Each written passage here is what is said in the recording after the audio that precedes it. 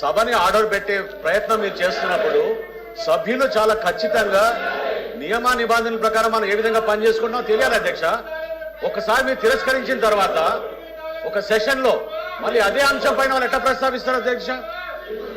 Rule 64 చూడమనండి, rule 64 చూడమనండి. మీరు పాయింట్ ఆఫ్ ఆర్డర్ అధ్యక్ష, అది కరెక్ట్ కాదు కదా. Point of order rule number 64 చూడండి. మీరు చాలా క్లియర్ గా you cannot repeat a motion. ఇవ్వండి rule number 64. You cannot in the same session you cannot bring the same motion again. ఒకసారి దాన్ని డిస్కషన్ చేస్తే మళ్ళీ వాయిదా తీర్మానం ఇవ్వడం లేదు. కానీ వాయిదా తీర్మానం అనేది మనం తిరస్కరించిన తర్వాత ఉంది.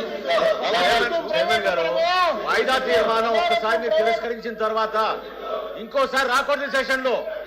ఆ అంశం పైన వారు ఎట్లండి? రూల్ నెంబర్ 64 చూడండి. మీరు యాక్షన్ తీసుకోవాలి. మీరు ఎట్లా వదిలేస్తే ఎట్లా? మీరు ప్లీజ్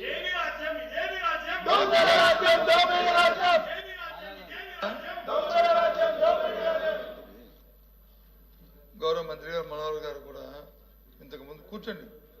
ఇంతకుముందు ఆయన కూడా స్పీకర్ చేశారు, రూల్ కూడా చెప్పారు 264.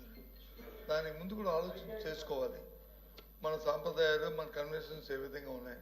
బీఎస్సీలో నిర్ణయం తీసుకున్న తర్వాత బీఎస్సీని దాన్ని డివైడ్ అయ్యి దాని నుంచి బిజినెస్ తేకుండా కూర్చోమ్మా నీకు ఇస్తా తర్వాత తేకుండా మరి ఏ విధంగా వాళ్ళు అయ్యారని అధ్యక్ష, దానికి రూల్ లేదా మన రూల్ బుక్లో చెప్పంటారా?